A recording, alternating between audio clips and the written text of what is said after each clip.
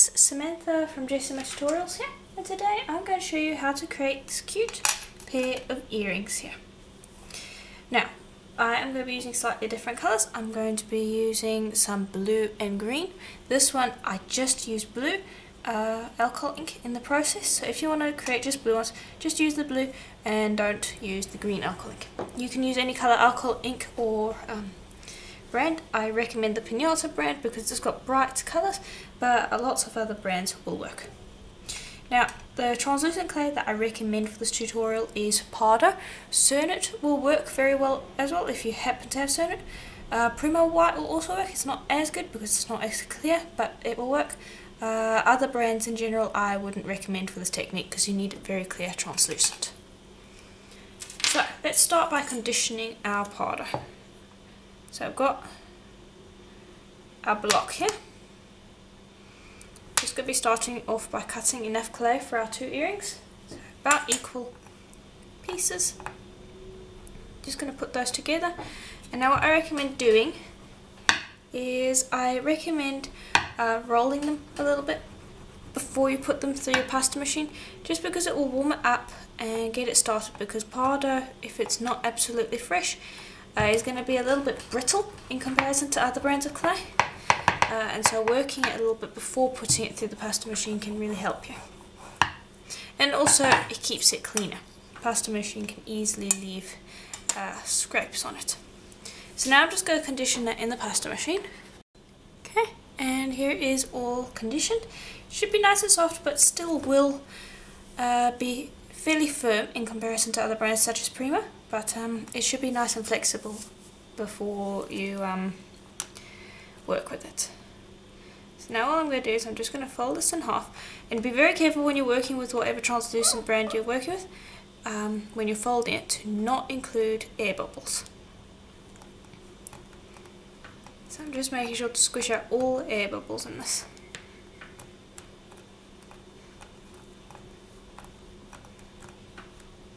And I'm just forming it like so. Okay. And then I'm going to just chop it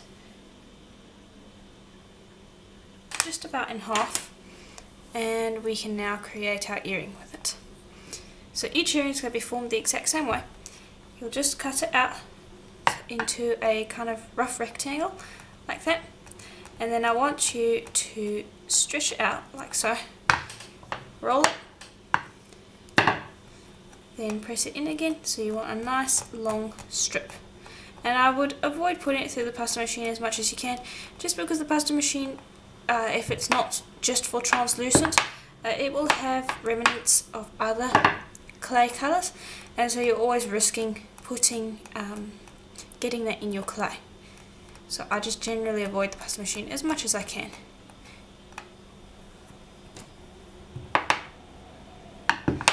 Okay, and we're almost at the point where I want it. I generally will have it about 1.5 millimeters thick before I apply my alcohol ink. Doesn't have to be perfect, just roughly about that, and I'd say it's about 1.5 millimeters thick. And let's see, how long is this, so that you know, just so you know how much clay to use. So I'd say that is about 12 centimeters long by around 1 centimeter wide. That's roughly how much you're going to need. Okay. Now I'm going to just shake up my bottles of alcohol ink, and you want to open them away from your clay, because you want this to be controlled. And now you don't want to drench this in alcohol ink, you want to start off with a very small amount.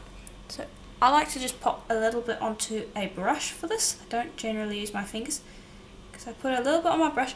Notice how my brush is not soaking wet, and then I will brush it over the surface. Notice how it is just gently brushing on. It's not wet, it's not running all over the place. That's very important, because you just want it on the one side of your translucent. You want it to be very sparing. And I'll brush the blue about halfway across, And then also keep in mind, if you're going to be only using the blue, then you would brush it the whole way across, but if you want to add more colours, then add those in. Okay, so we're almost halfway.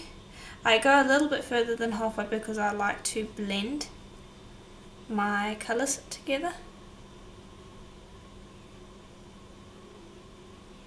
Okay, so I'll just close my ink bottle on that. Okay, then I'm just going to apply the green, and now I'm not going to worry about cleaning my brush because the green is going to basically appear green anyway, and I would like it a little bit of a more bluish green than a yellow green, so having the blue on my brush helps achieve that. And then you'll slowly blend it over the top of that blue, and that's why I went a little bit further with my blue.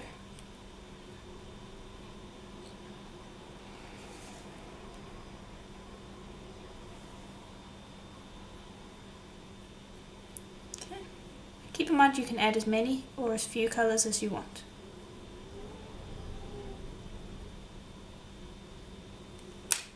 Okay, and that should work. Okay, move the brush out of the way. And now what we're going to do is, I'm just going to press this in a little bit more. Make it about 1/2 centimetre thick, just because it will make the next part of the process easier. Like so, and I'll even turn it over and just press it a bit more. And if this lengthens it, that's fine. Okay. Then I'm going to start on the bottom, press that to my tile. This bit's fiddly. And I want you to start curling it around, like so.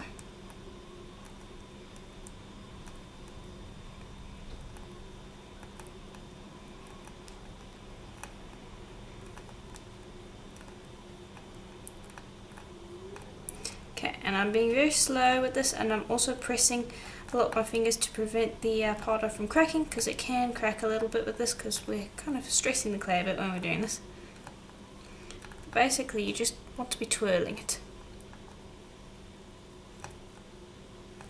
Now everything I'm doing with this one, you would repeat with the other.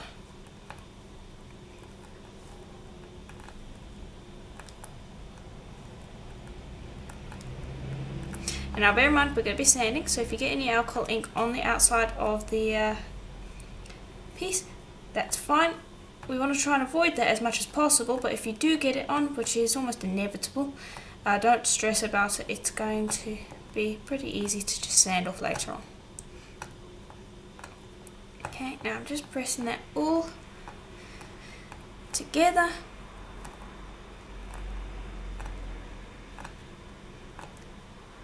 So that we form it into a cylinder again.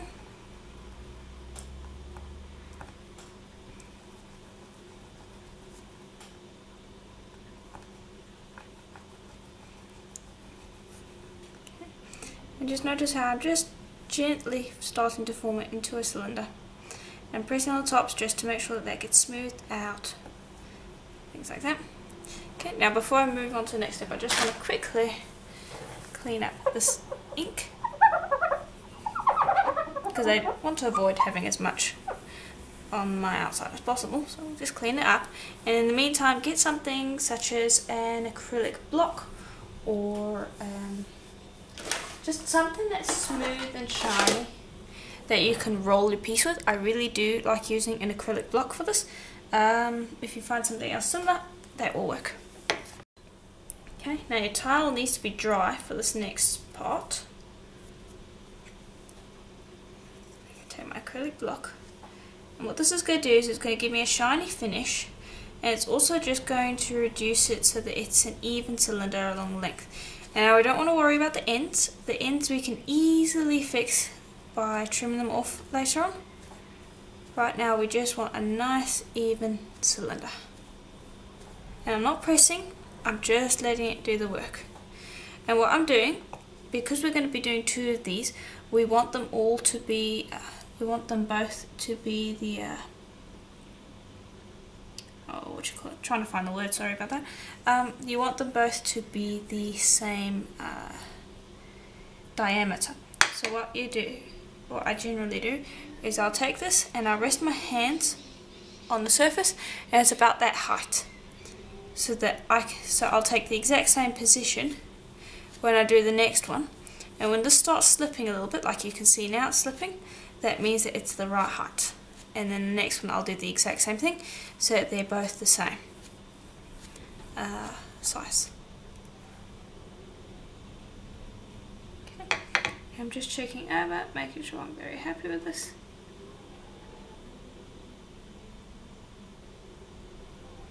Okay. And I'm pretty sure that I have an air bubble here. I can just see that there's a little bit of bulge.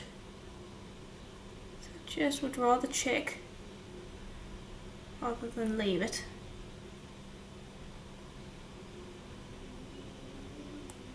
I don't really see an air bubble, but I'm just going to gently smooth that over anyway. And because we've now made a bit of a dent in our cylinder, we're just going to gently press that back up again. Smooth that over. Just give a feel, because I'm pretty sure there was an air bubble there, I could just see it. I think I got rid of it. And now we're going to just roll again down to the same size, and this will smooth that out. Okay, and it might look a mess on the outside right now, but it's going to be very easy to clean that up later on. Okay, so there we go. Now I'm going to do the other one, and then after that we are going to bake these for a full hour at Primo's recommended temperature, and I'll show you how to get them looking pretty. Okay, so here they are out of the oven. Now I do want to show you these now. Hopefully you can see there on the paper, that you can see there, that we have some wax and alcohol ink on. That's completely normal, because with Pardo, when it bakes, it leaks kind of a waxy, oily stuff, and you can see there that's what the cloudy areas on these pieces are. So you do need to sand them to get rid of that. If you're using Cernit or Primo, it won't do that, but I just wanted to let you know that, because if you see it come out of the oven the first time around, it's going to be a little bit disturbing, because you won't know whether you've done something wrong or not. That's completely normal, it should do that, especially if it's been baked properly. Now, I've got a sink of warm water off to the side here, and I have some sanding discs here, starting from a 180, 240, and then a 400. And I'm going to start with the 240. I'm not going to use the 180, that's a little coarse for what I want. And I got these off of Linda's Art Spot. Okay, and you can see that I have 3 here. The one that we made, I thought that it looked really nice, but I found that the next one that I made, which was this one, had a few more spirals in it. So I decided to make 3 just in case, and I'll choose whichever ones are best together. So now I've just wet this off, just making sure that you can see. And let's sand this one. This one I like the best. Yes, this one. So all you're going to do is you're just going to start sanding in a circular motion, and then twist the bead, sand, twist the bead, sand, and just continue doing this a few times until you start to see those spirals and you've gotten rid of all of the dirt on the piece. It should look nice and clean after you finish this. And don't sand on one spot too long. Each time I stop, I'm twisting it a little bit, then sanding, stopping, twisting, sanding, stopping, twisting, sanding, and then I'll continue doing that a few times all the way around until it starts to look nice and clean. So if I rinse that off here, hopefully you can pick up on the camera there that you can see those twists a lot better. It hasn't cleaned it up completely, I still need to carry on, but you can see that it's much clearer than something like this. So I'll do that for all 3. You clear up all the dirt and muck on the coarsest grit, which would be the 240 for this one, and then after you've done that you'll move on to the next one, and then the next one you're just basically making smaller and smaller scratches on the piece until you get up to a 1000, and that will leave you with a kind of nice satin finish, and then we'll move on to using some finer grits at the table. Okay, so here they are, all finished. So you can see that they've got quite a bit of scratches across them, and that's because we're working with a rough sandpaper. So now what we're going to do is we're going to bring over some polishing papers, which go from a 400, I'm using a 600 here though, all the way up to an 8000. So we'll start with that, and you're basically going to do the exact same thing as you did before. You're just going to sand it like so. And I just want to show you the difference here once I have finished with this one. And now this is one way of sanding it. There's another way you can sand it with flexible pieces. What you can do is you can have it in your hand like so. Actually, like this. You place it between your thumbs, and then you rub this up and down. It can be easier to do it like that actually, though it can make your hand a lot more sore. So it's up to you how you want to do it. I just want to show you now quickly how this one changes once you've done this. So there, hopefully you can see that that is starting to clear up in comparison to this one. So I'm going to continue sanding all the way up to 8000, and when we're done I will show you how they look. Okay, so they're all sanded, and now we are going to trim off these ends. So I've warmed them up in the oven for about 5 minutes, just so that I can slice through these cleanly without too much trouble. Like so. Okay, and I'm going to do it on the other end.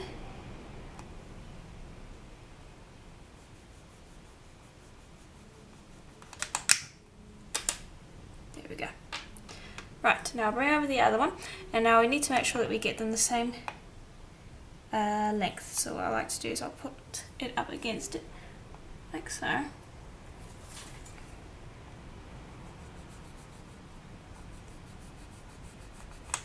And cut. Then move over to the other side. Put it up against it.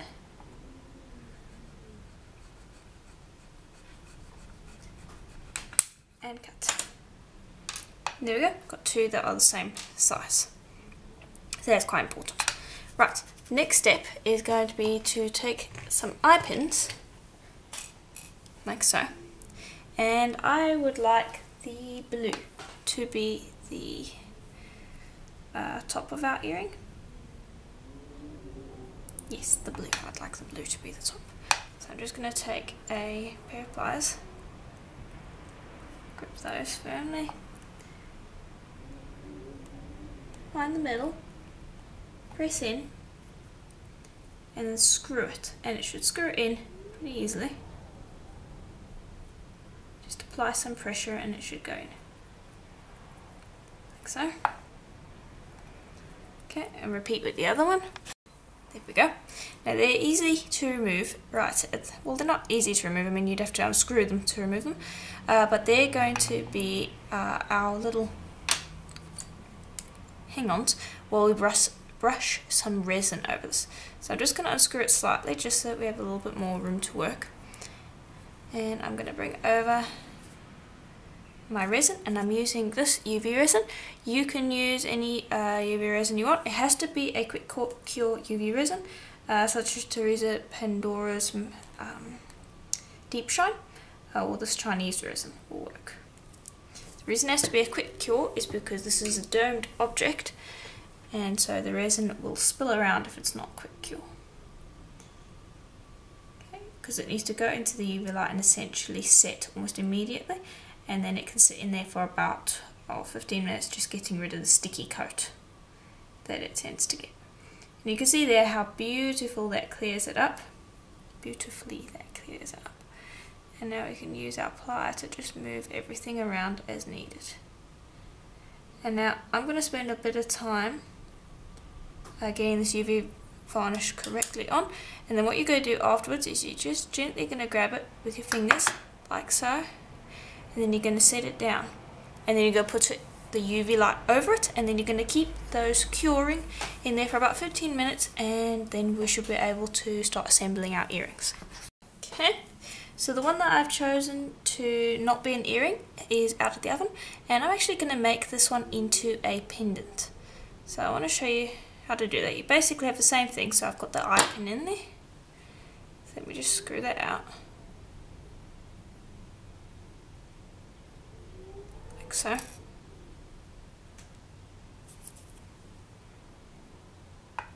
Okay, and I just have to be careful with that because it's still a little on the sticky side.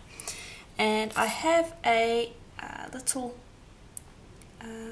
bead cap here that will fit nicely on top of the piece. And I also have some Polybonder. So what we're going to do is you're just going to take a bit of that Polybonder and you're going to brush that over the top of the piece. Also at the same time being careful not to get your hands or fingers coated in it. Close that back up. Grab your eye pin, and we need to work fairly quickly. Pop that through the hole.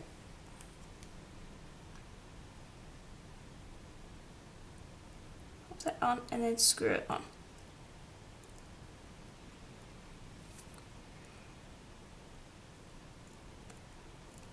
Twist until it is securely on there. Okay, so that's the top done. Now we need to do the same for the bottom. Grab some glue, apply that to the base.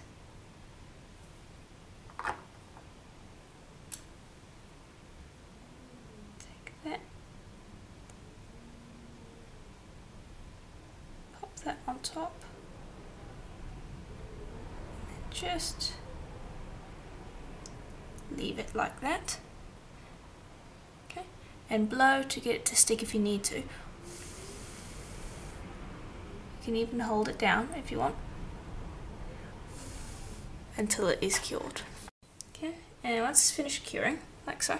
Now keep in mind, this needs to rest for at least an hour before you actually wear it, because that glue needs to dry properly. So just bear that in mind. And when you're working with it, if you choose to string it before an hour is up, just keep in mind that it can fall off by accident and you might need to re-glue it. So just be careful. Now I've got a bail here. I don't want to be careful not to squeeze my fingers.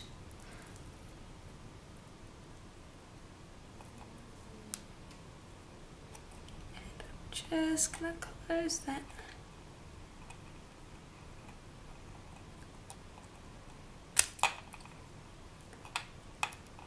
Give me a moment, it's a little finicky side of things.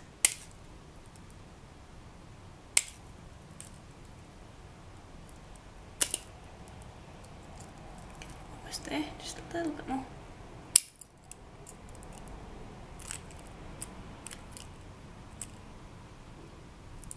There we go.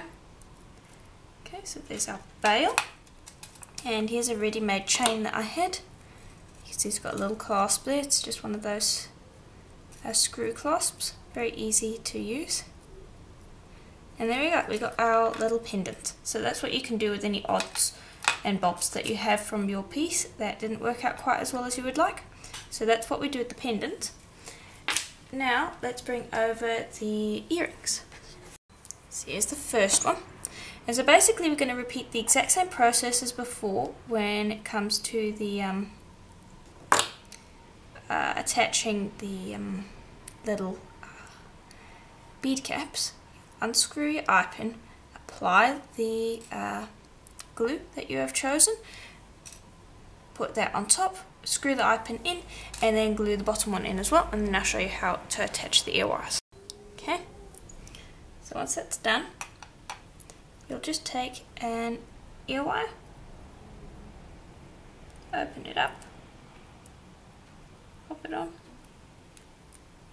and close it like so. Bring over the other one in a second. I've just finished gluing the other one, so I just need to be careful. And there we go. Very, very easy, as you can see. Sorry, that one had a little bit coming off. I had to re-glue it because the glue was a little fresh. So now I'm just going to bring over everything so you can see. So here is the necklace, as you can see, and the pair of earrings.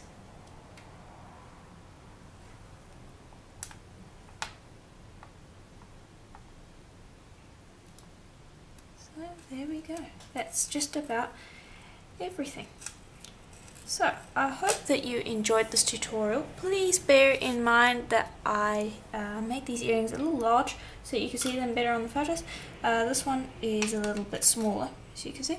Also, with these little blue ones here, I actually sanded these to a little bit of a high shine. But I wanted to show you how to add the UV resin as well. So if you do want to sand them rather than use UV resin, by all means do that. That's also really good. I also wanted to show the UV resin. Also keep in mind you can make them a lot smaller, as you see here. Just use less clay and just make sure you use equal amounts of clay. And depending on how thick your cylinders are, so you can see here these ones are much thinner, so I had to use a smaller bead cap. That's also going to dictate how big the bead caps are going to be when you use them on the ends of your pieces. Also, play around with different colours. It's going to turn out different each time you use a different colour, so play around with that. Play around with different translucent clays. There's lots of different ways that you can use this. So I do hope that this tutorial was helpful to you. If it was, please let me know in the comments below. And as always, I will see you in the next tutorial. Bye for now.